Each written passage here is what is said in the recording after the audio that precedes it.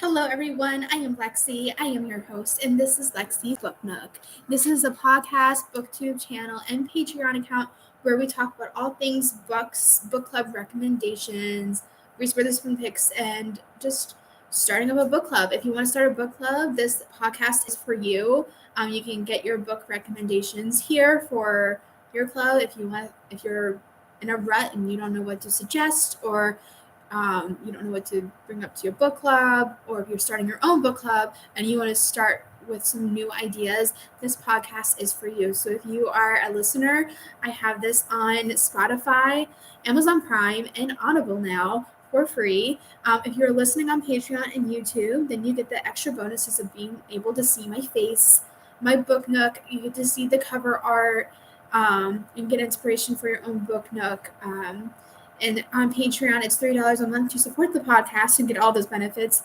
And if you are a user of Patreon and YouTube, you also get bonus content. So you have a lot of options there. But we are in the end of June. So if you had listened in the beginning of the month, I went over all the books that I would be reading for June. I have this stack right here. It's very ambitious. I read a lot. So hopefully we have enough time for today's episode. I'll go over each book, a little review, my thoughts on it, and a few discussion questions.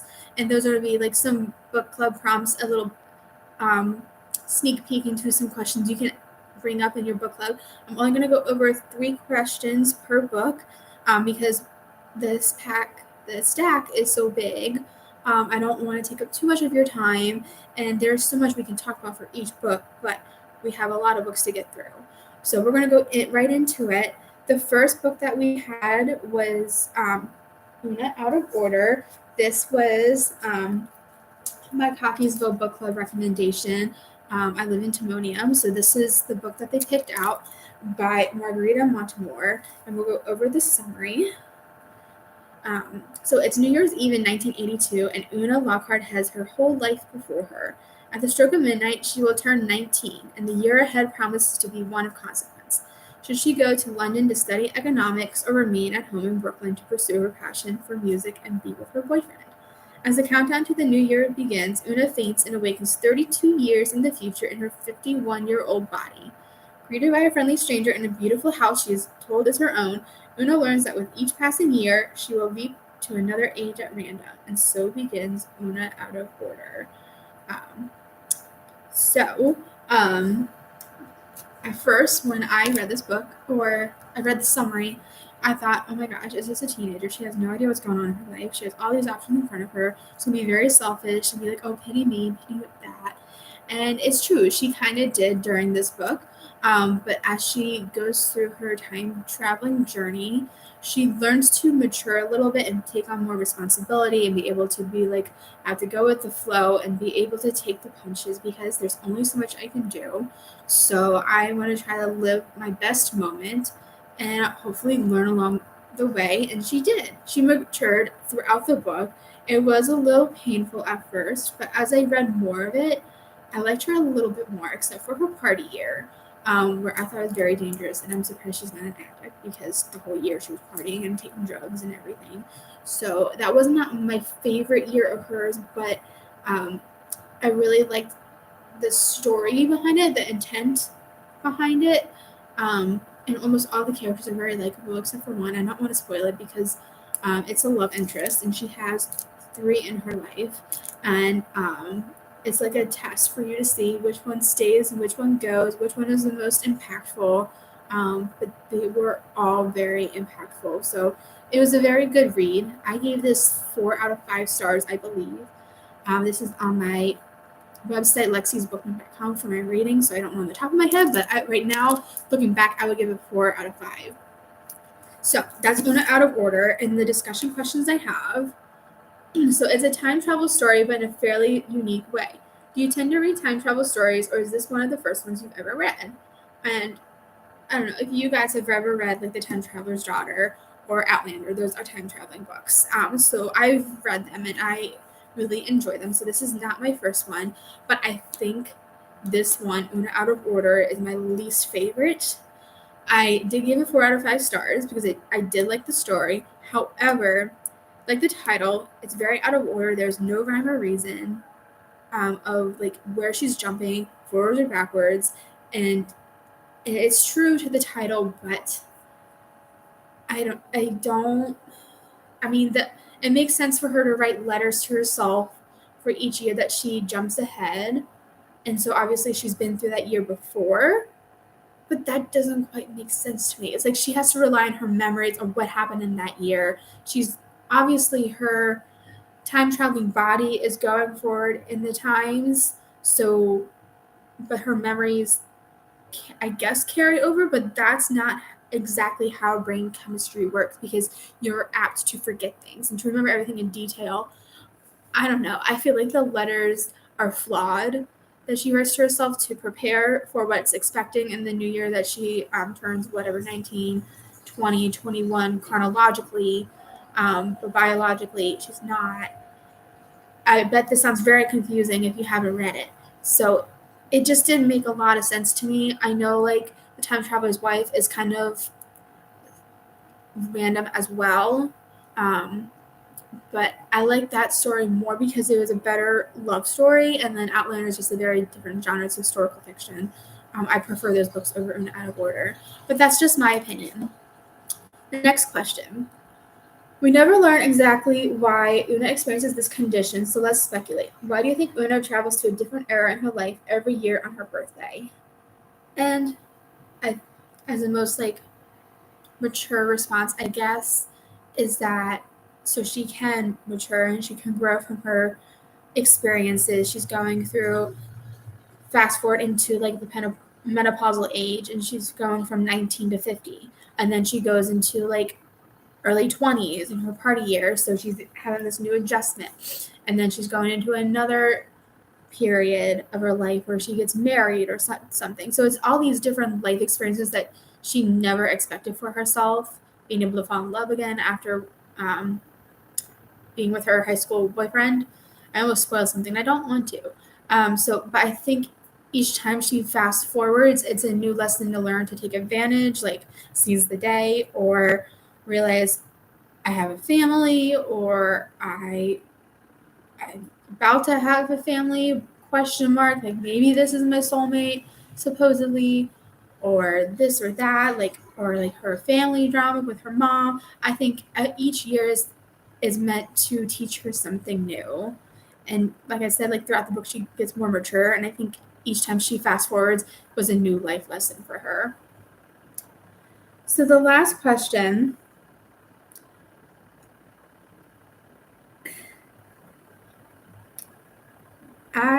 there are so many, and I have these prepared, but I'm like, ooh, I could talk about this one.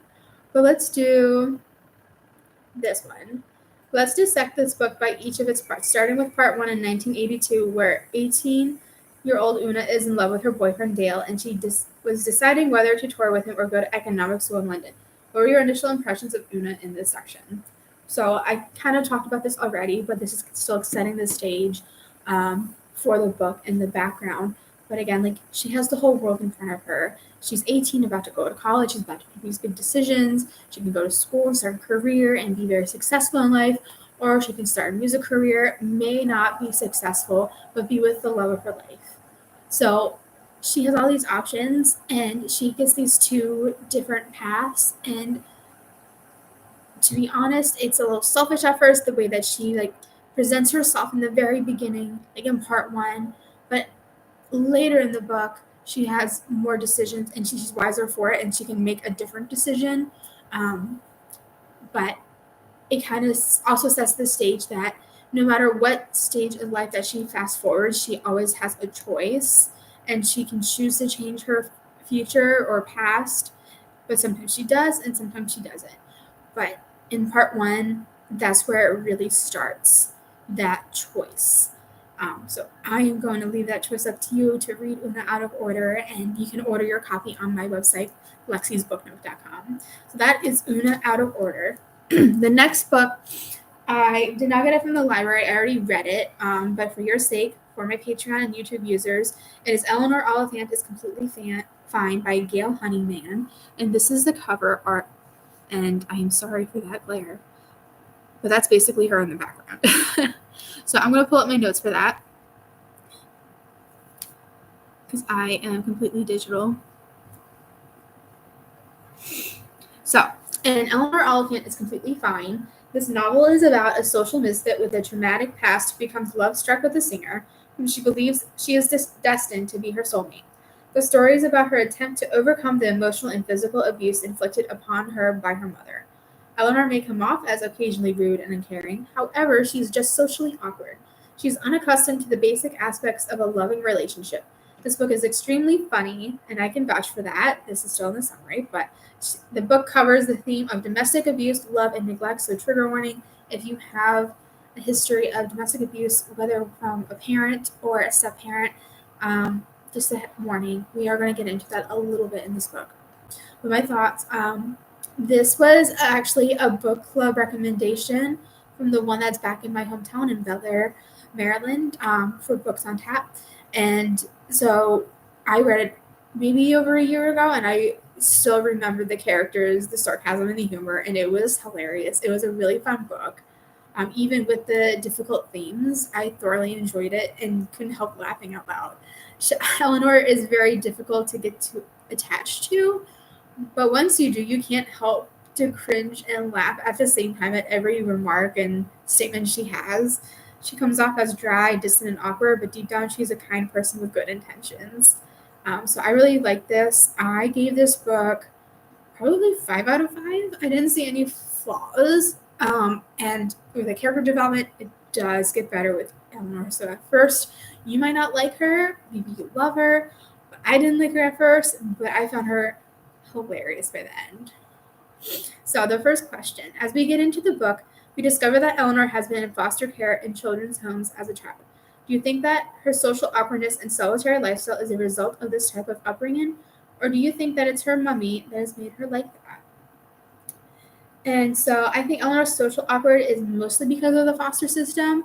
I'm sure, well, I'm assuming this. My dad was a foster kid, and he's not socially awkward. He's actually very fun. But this is just based off like the flaws of foster care. So I think my dad is a special case, but we're going to get into this. But I am kind of stereotyping here that I think most adopted kids have some sort of spectrum of social awkwardness. So I am stemming it off of like the books that I read and how they describe the system.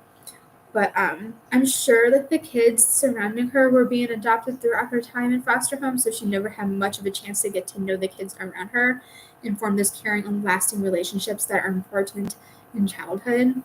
And she may also have not had much of a chance to have interactions with other kids her age because of that. Being distant from the other kids could have foreshadowed her solitary life. Also, I think her mom made her like that as well, since her mom kind of left her and made her way into the prison system. She left Eleanor completely alone and had to care for her younger sister. She, as an Eleanor, she was taught at a young age to fend for herself. Thus, her mom has also contributed to her solitary lifestyle and maybe slightly to her social awkwardness as well. So, trigger warning. Yeah, there is some foster care system and discrimination, and maybe this might be a sensitive topic for you. So it might not be the best book for you. There is also a very severe domestic case that is very important to unravel later in the book, but I'm not going to go into it here. But just a warning, there is a lot of domestic abuse that is mentioned in later sections of this book. The second question. Eleanor and Raymond's friendship grew because of them helping Sammy. When Sammy fell and banged his head, why was Eleanor reluctant to help Sammy right away? And I think it is the social awkwardness plays a role in living a solitary life and not having interactions with other people despite like working in the office. So I think she was probably nervous and unsure how to help and interact with another person, especially someone who was unconscious and didn't know how to properly take care of somebody, because even though she helped take care of her younger sister, she was not at legal age to care for her. So both she and her sister were put into the foster care. So she probably cared about Sammy's welfare, but didn't know how to properly care for him since she couldn't properly care for her sister. So this is that second question. And the last one is, what role do you think the cat plays in Eleanor's healing, if any? So the cat comes in later in the book as a gift, I believe. And the cat becomes Eleanor's pet. And I think the cat played a role in helping Eleanor take care of something other than herself. So Eleanor is learning to be selfless and to find an outlet. I mentioned the domestic abuse, and I think the cat was a form of therapy for her, and it helped her to face reality. Like, despite all the traumas and the situations we get ourselves into, she can go back home to something comforting, and also helped her give up drinking. Like, the cat was a constant comfort for her. And I think the cat was also a form of like an interaction, although it's not a person. You can't talk to a cat or have a conversation with a cat, really. I think it helped Eleanor to practice a little bit and bring more comfort in social situations, even though obviously cats can't talk back. But I think the cat is important for her mental health, and that played the role for Eleanor's health. But that is Eleanor Oliphant is completely fine. It was a really fun read. I loved it. I highly recommend it. The next book we're going to go into is Something in the Water. I'm just going to pull up my notes real quick. And this is a Reese Witherspoon pick, and I am totally fine with it.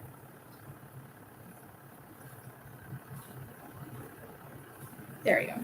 So I have it. Oh, that wasn't it.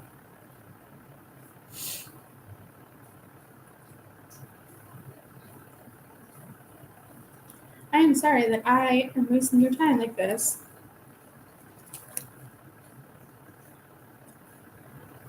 But I do have it somewhere. I am not going to waste your time. I'm just going to go into the book and the title. So this is what it looks like. Very cool cover art. Obviously, it's in the water. Something happened, and it leads into a thriller. So in Something in the Water, Erin is a documentary filmmaker on the brink of a professional breakthrough. Mark is a handsome investor banker with big plans, and that is her fiance. Passionately in love, they embark on a dream honeymoon to the tropical island of Bora Bora, where they enjoy the sun, sand, and each other. Then, while scuba diving in the crystal blue sea, they find something in the water. Could the stuff of your dreams be the stuff of nightmares? Suddenly, the newlyweds must make a dangerous choice to speak out or to protect their secret. After all, if no one else knows, who would it hurt? Or who would be hurt? Their decision will trigger a devastating chain of events. Okay, so that is Something in the Water, and I wish I could pull up the script, but I cannot find it.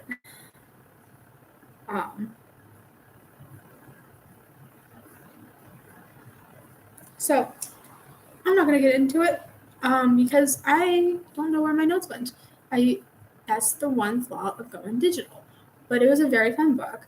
I actually listened to it, so I have this book just to show you the cover art, and I do like it. I like thrillers. I've been reading a thriller almost every month for the past 6 months, and thrillers are not something I usually go to.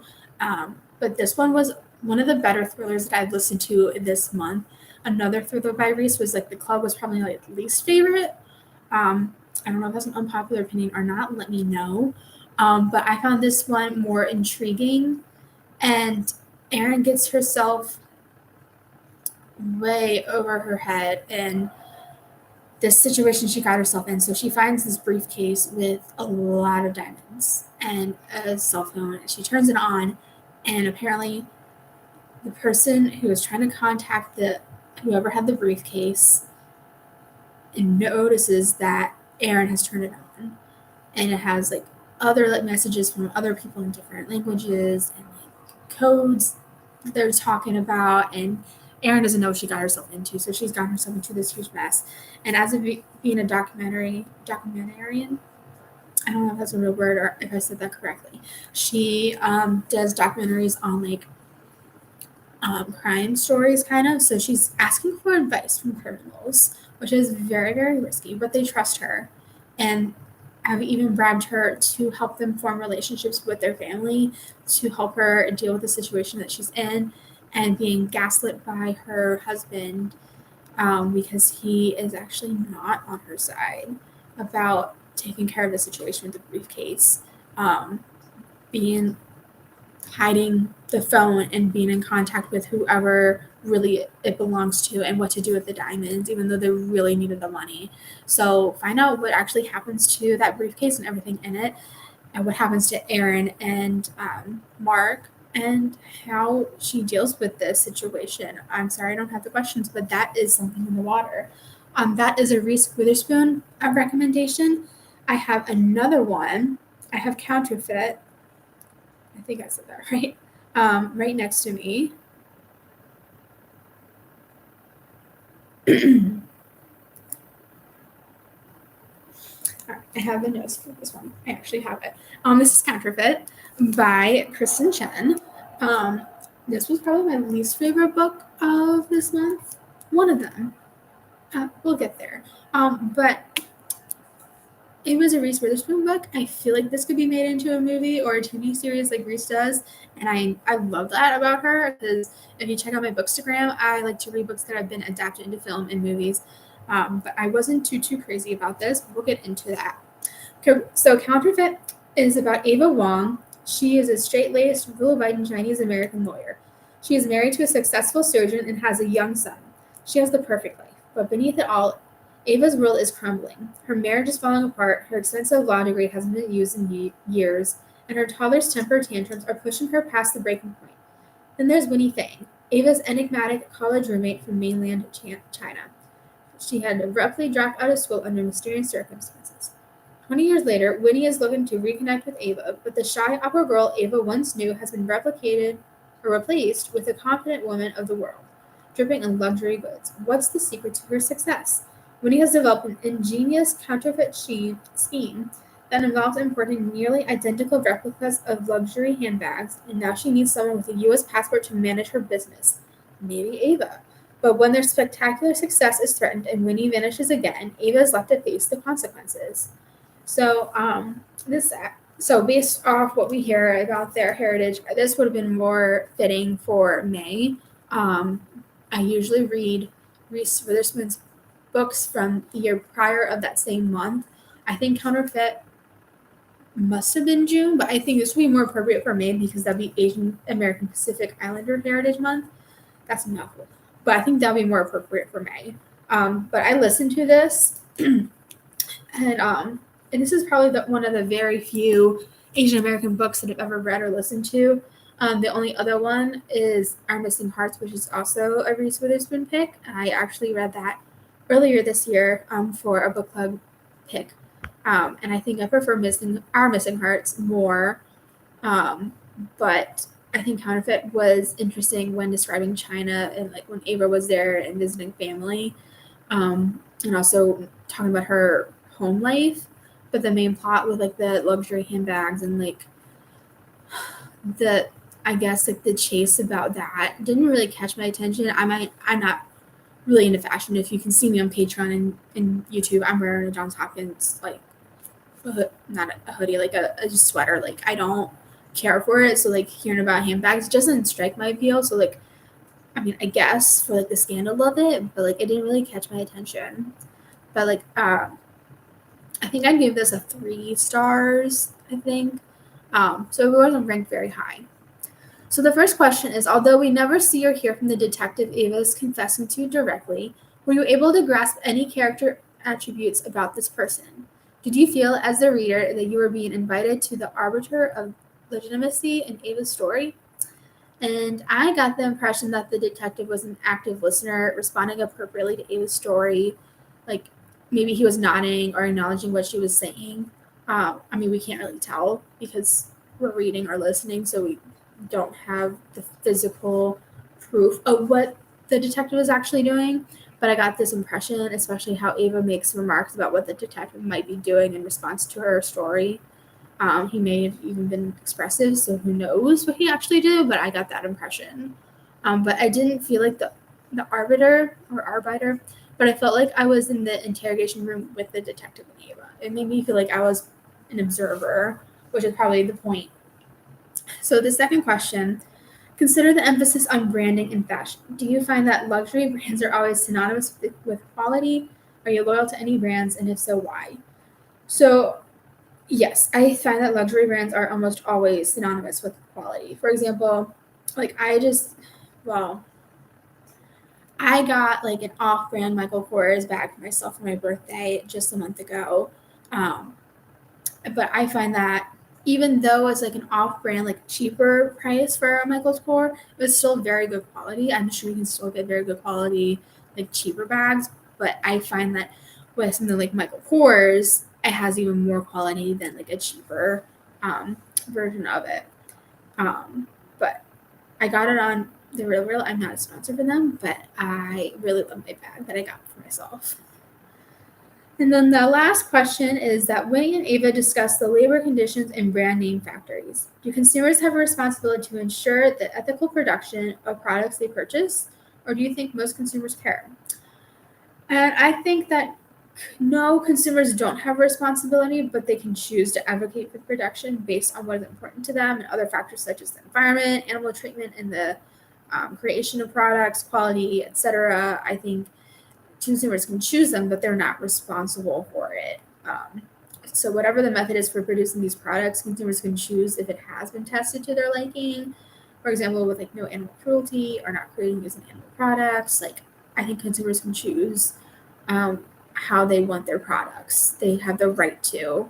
I don't think it's their responsibility though. But to the second part of the question, I don't know many consumers who actually do care about these. I have certainly met them, but I can't speak for the vast majority, especially with the increasing rates of animal cruelty-free testing. So I'm sure there are a lot of people who do care. Um, but as far as I know, like personally, I don't know many people who do. So that is just my opinion, but that might be good questions for a group setting. So you can bring this up in your book club, and that is Counterfeit. The next book we'll be going into is It's Not Summer Without You. And this is actually a sequel to The Summer I Turned Pretty. And I didn't know that at first until I really paid attention to the author, who is Jenny Han. And The Summer I Turned Pretty was just turned into, I think, a Netflix series or maybe Amazon. I don't remember. But that makes me very excited because, like I mentioned, I love books that have been adapted. But this is a much more immature read, a very quick and easy. If you're like looking for a book for your teenage kid or like a young adult, this book is for them. So we're gonna get into that. So It's Not Summer Without You is the second book of the Summer trilogy. This one follows Belly, like belly, and like your stomach. For Patreon, in YouTube users, you can see that. Spotify, you can't. But anyway, again, looking back at this, I haven't read It's Not The Summer I Turned Pretty in years. So going back to the name Belly was like, really? Like, you're a teenage girl going by Belly? I'm sure, like, nowadays, girls would hate to be called that nickname. But anyway, I digress. This is the sequel following The Summer I Turned Pretty. After spending every summer at Cousins Beach, Belly's life is about to change. Since her short-lived relationship with Conrad fizzled out, she'll be staying home for the summer for the first time. Her best girlfriend has lots of plans for them this summer, but when Jeremiah, Conrad's brother, calls and says that Conrad has disappeared, all roads lead back to the beach house. Will Belly spend another summer chasing after Conrad, or will she finally be able to let him go? So, after getting over the initial disorientation of realizing this was a sequel and like I haven't read the first book in years, I was able to catch on pretty quickly. If you haven't read the first book, I would not recommend reading the second one because you do need that history from the first book to understand what's going on.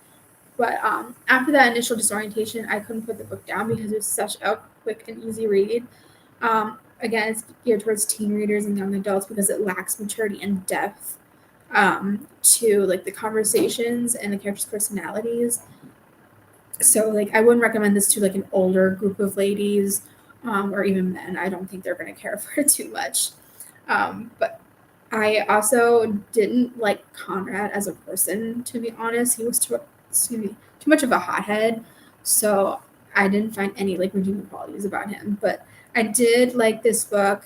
I probably won't read the third one. at least not like voluntarily, unless I get like really good recommendations. But that's just me. I liked it. I probably give it 4 out of 5 just because like the teenage young adult me liked it, but mature like 30-year-old Lexi, meh, it was okay. So like I was pretty liberal with my rating. And the questions aren't very in depth for this. Like this might not be the greatest book club book, but it might be good for teenagers, and like especially in a high school setting where they can start a book club. So you can always bring this up to your kids if you have teenagers. But the first one is: do you think the title is talking about Susanna, Jeremiah's and Conrad's mom, or Conrad? And I think the title is mostly talking about the mother, Susanna. In the previous book, The Summer I Turned Pretty, Susanna passed away from cancer. During most of this book, the characters are deeply sad and grieving her death. And she's like the only non-recurring character from this book. So I think it's mostly geared towards Susanna. I mean, Conrad is kind of like without the book, but he comes back. Um, and Belly does end up spending the summer with him, so I think it's mostly geared towards Susanna. The second question is, why do you think Conrad treated Belly the way he did throughout the book? I think Conrad acted really poorly towards Belly, mostly out of grief for the death of his mom. He nearly dropped out of school to save the beach house from being sold. He thought of it as his way. If he could save it, it would be a way of keeping Susanna's memory alive. So he kind of got lost in that and stopped caring about other people and himself. So, I mean, it's a very sweet sentiment, but at the cost of other people and Belly included. But in the end, his dad did allow his sons to have ownership of the house, which is like a good turnaround and like a spoiler alert. But Conrad acted poorly despite his good intentions. He also played with her emotions, and it was really back and forth, but mostly like treating her poorly. It's not someone should treat the other after a breakup, no matter how serious the relationship was or how badly it ended. And I think Belly deserved better than Conrad. And then the last question: what do you think after reading the epilogue? So, spoiler alerts, I think the epilogue is leading to her future with one of the boys, but I think it's going to be Jeremiah, and hopefully Jeremiah. It is described that Belly is wearing a white dress, so it leads me to think that she's wearing a wedding dress. So hopefully it's a happy, lasting marriage to one of the boys. And that is It's Not Summer Without You. I'm going to go on the next book, which is another fun summer one. It's called People We Meet on Vacation. And this is by Emily Henry. This is my second Emily Henry book, next to Book Lover, I believe. Yes. Here is the title, the cover. And the people we meet on vacation is about these two best friends, Poppy and Alex. They have nothing in common. Poppy is a wild child. Alex wears khakis.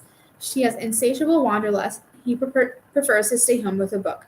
Somehow, ever since a fateful car shared home from college 12 years ago, they became best friends. For most of the year, they live apart. She's in New York City, and he's in their small hometown.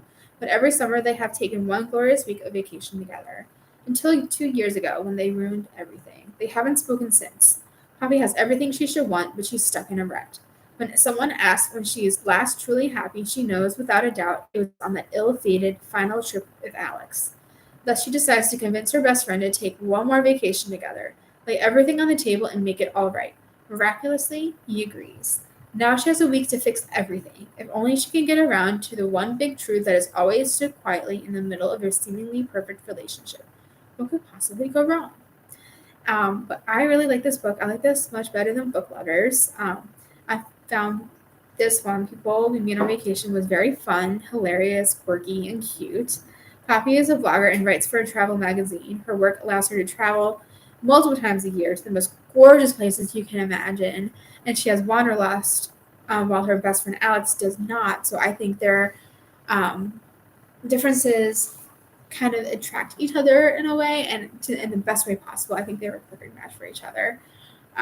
But I really like this, alternating how between the past years and present. We see their friendship evolve over the years and how it evolves into something more in the romance, and I loved it. So I really like this book. I think I gave it 4 out of 5 just because Poppy is kind of dumb.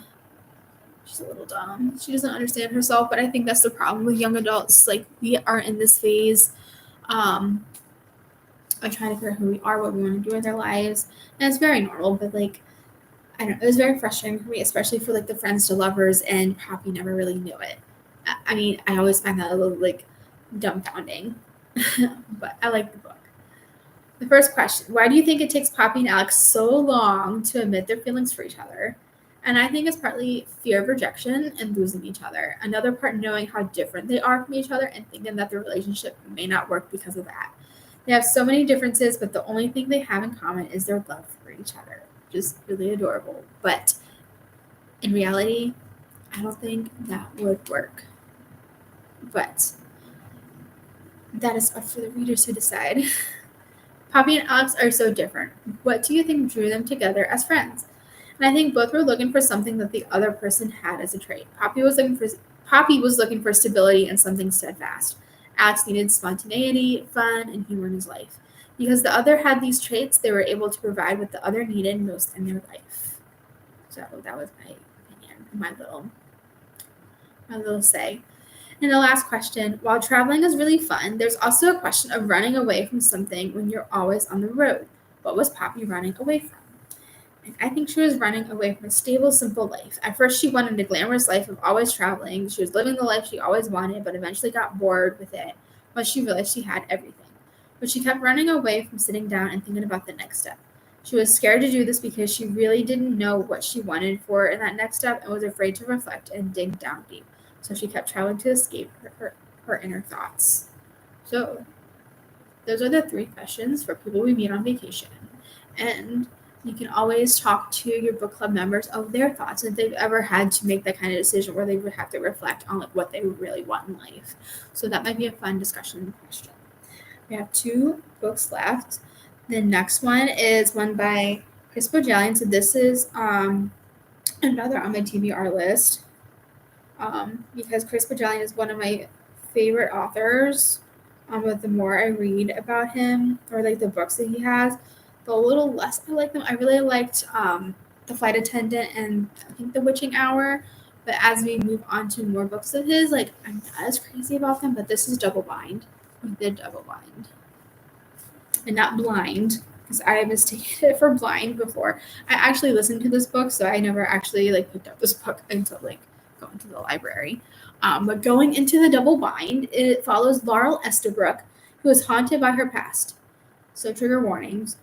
If you've been a rape victim or sexual abuse, like this book might not be for you. But Laurel was a college sophomore when she was attacked while riding her bicycle through Vermont's back roads. Formerly outgoing, Laurel withdraws into her photography and begins to work at a homeless shelter. There she meets Bobby Crocker, a man with a history of mental illness and a box of photographs that he won't let anyone see. When Bobby dies suddenly, Laurel discovers that before he was homeless, Bobby was a successful photographer. As Laurel's fascination with Bobby's former life begins to merge into obsession, she becomes convinced that some of his photographs reveal a deeply hidden, dark family secret and falls into a cat-and-mouse game with pursuers who claim they want to save her. And I think out of this, you'll find out in the July episode about my opinion on Chris Bojalian books, the one that I am currently listening to. But this one was like a thriller, and I think his thrillers are better than like a couple. But this was like a little higher up there. I thought this one was interesting and kept me curious, but it wasn't one of my favorites. I didn't think Laura was very personable, but understandably so. She has baggage, and it was easy to sympathize her based on her history, and her is understandable about her dating history with older men, but I think it's a little unhealthy because she's going for these older men for safety and for dependence. But it's just kind of creeping out a little bit. But the one main thing that I wasn't a fan about Laura was her obsession. She becomes borderline crazy obsessive about photography and Bobby's photographs after he dies. And my curiosity continued because of that, but I didn't really like how obsessed she got about it because it didn't seem like all that intriguing to me. But she meets Bobby's family, who was very messed up, so that was a little interesting as well. And then into the questions. Chris Bajalian begins the novel with a very matter-of-fact description of a brutal attack. Later in the novel, he writes about Laurel. She preferred black and white photography because she thought it offered both greater clarity and deeper insight into her subjects. In her opinion, you understood a person better in black and white. This is found on page 37. Compare Laurel's analysis of photography to the writing style of the author, particularly in the prologue. And in my opinion, I think Bajalian's writing appeared as if it came from a distant perspective. I think he did that purposely. Not like from like any of the men who were sexually abusing her or quite from Laurel, but I think maybe more so like from above, so it has like an outsider's perspective. And I kind of got the sense that I'm viewing it from above, so like that's how I interpret it, or maybe like an out of body kind of reaction. And then I also think that her style is cut and dry, and I think that kind of like contrasts with the black and white kind of photography. And I did a little bit of like research because I don't really know anything about photography. But according to Dr. Google, a black and white photo is a good photo because it's hard to damage. You won't need to rescue a disastrous photo by slapping a noir filter on it because it doesn't need one. And I think that was the point of Laurel's work. She was trying to attempt that, and I think that is shown a little bit in the prologue. So, in the second question, we are discussing Bajalian's treatment of homelessness both as a reality and as an abstraction or social issue. Did the double bind change your thoughts and views on the plight of the homeless in America? And if so, how? No, it didn't change my thoughts and views on homelessness. I know that homelessness is ever increasing throughout America due to dramatic socioeconomic change, and like living in Maryland, I know it's pretty high in Baltimore. So like, and I've been in Baltimore like at least a couple times a month, so I see it constantly, and I know it's a flawed system. I know they need more support and like nonprofits or government issued organizations, and I know there's probably a lot of resources, but there's always a loophole to make it harder for the homeless to do. But I know they also need to put in that commitment to the actual citizens. But I know that there are some holes in the system that need to be improved upon, and I know that the homeless rate has increased, especially due to COVID. So I think we really need to work on continuing to find these programs to help newly homeless people because of COVID and have those organizations running, because we are out of the throes of it. We are out of the worst of COVID, and we need to start providing more care for our citizens and all our citizens. Okay. That's a very deep question. That's a very good question for our book club. We're going to the last one for the double bind, which is that we learned from Bajalian that the phrase double bind is a psychiatric term for a particular brand of bad parenting that could inadvertently spawn schizophrenia. What else, considering Laurel's history, might the title of the book refer to? But I couldn't really think of anything else other than the rape scene at the beginning of this book. That was the main thing that popped out of me. When thinking about anything with Laurel. And I know that's horrible to like link that situation to her identity. But I think it was kind of a way for her to brace and protect herself during the attack, because she was biking and she had bike shoes which clip on, and that kind of saved her from being attacked. Somehow I don't really understand how it did, but I think the double bind, like 1 foot, 2 foot double, I think the double binding of her feet on the bike is what saved her, and that she could have turned out so much worse. And we don't have to see that in the book. But I think the double bind of her feet on the pedals have saved her, and we see this safer like version of her in the book because of that.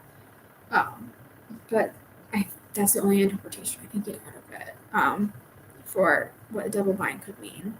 But if you have thoughts on it, let me know. I do have an email associated on my website, Lexi's Book Nook. So let me know what your thoughts are. We have one more book, and that is Malibu Rising.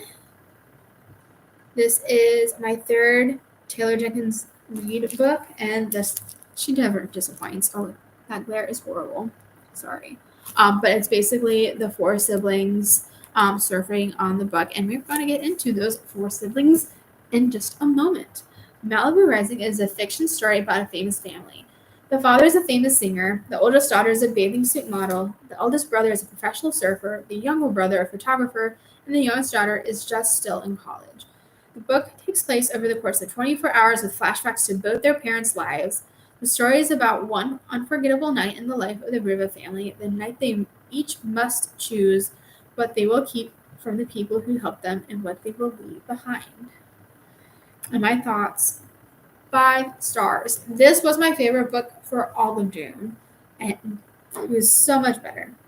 It has a little bit of everything. It has fame, fortune, crazy parties, or one big crazy party, an overlap of stories involving Carrie Soto. It kind of reminded me of The Great Gatsby in a way because of this party, and it was just tremendous.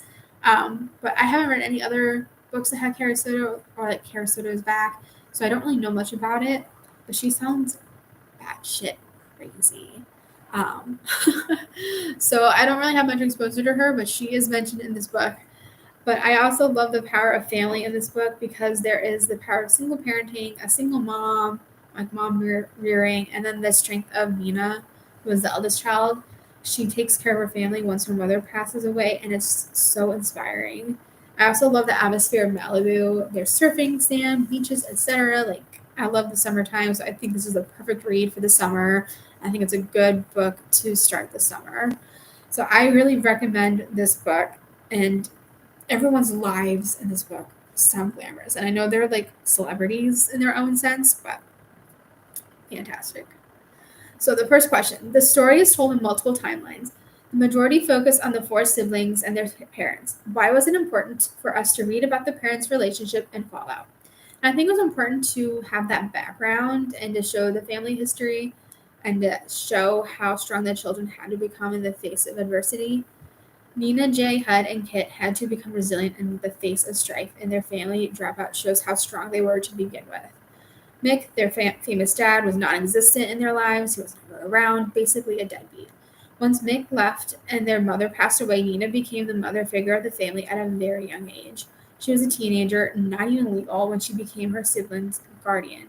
This shows how adaptable and self sufficient Nina and the others became. They had to take care of themselves and get serious about a career at an early age, which led to each of their fame. And I think seeing the background of June, their mom, and Mick, their dad, and how they formed a relationship and how they fell out just shows how strong Nina and her siblings had to become because of their past. Second question, let's talk about the importance and significance of surfing to the four siblings. And surfing was basically their way to relax and get away from the reality of their situation and their family strife, and not with like within the even with the siblings. There is some drama in there in the book, but mostly to get away from home life, paying the bills, going to school, and trying to like not have to see their famous dad's face in the magazine at the grocery store. Like surfing was their outlet. And then Nina was forced to grow up fast and eventually became the caretaker for her siblings. Because of this, Nina never does anything for herself and always puts others first. How is this behavior harmful to her? And it's harmful because she never had anyone take care of her. She had to become the sole provider, but at a risk because of her health and sanity. She also had to drop out of school to take care of her siblings, so she never finished her education. But she was never able to take care of herself or put herself first. She didn't have a sense of boundaries because she was forced into a position in which she had to do everything. As she became older, she was never asked what she wanted for herself. She was selfless, which is a good thing, but to a certain extent.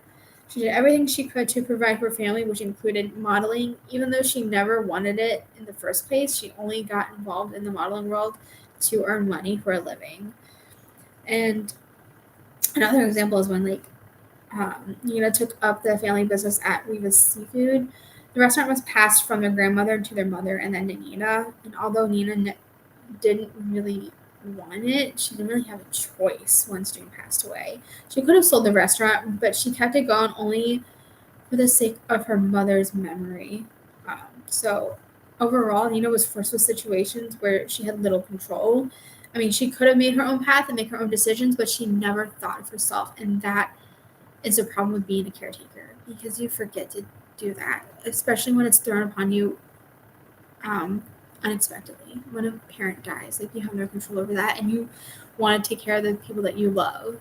So she was never given the opportunity to make a choice for herself, and is harmful because she never sat down and think, like, is this really what I want out of my life? Do I really want to model? Do I really want to throw myself on public display for birth men to look at me? Like, and that's not good for anybody, I would think. But you can always share your opinions with me. You can send me your questions, or if you want to add additional questions for a book club with these books, or if you want me to read certain books for a certain month, you can let me know on lexiesbooknook.com. That is spelled Lexies booknook.com. I also have copies of all these books posted on my bookshop tab, so you can buy copies for your book club or for yourself. I will get a small commission based off your sale, but at no extra cost to you. I also have a bookstagram of all these books and more. So we have this podcast on Spotify. It's now on Amazon Prime and Audible. If you want to support the podcast and get to see my face, my book nook, and especially as the night gets darker, you can hardly see me and see the glare on my phone. You can see all that, see the titles of the covers of the book, all that for $3 a month. And I also have YouTube as well on Patreon and YouTube. You also get bonus content for books on my TBR list beyond the books in this episode. So that's another bonus. So that is up to you. I really hope that you support the podcast. I hope you enjoy this episode, and I hope you keep on reading.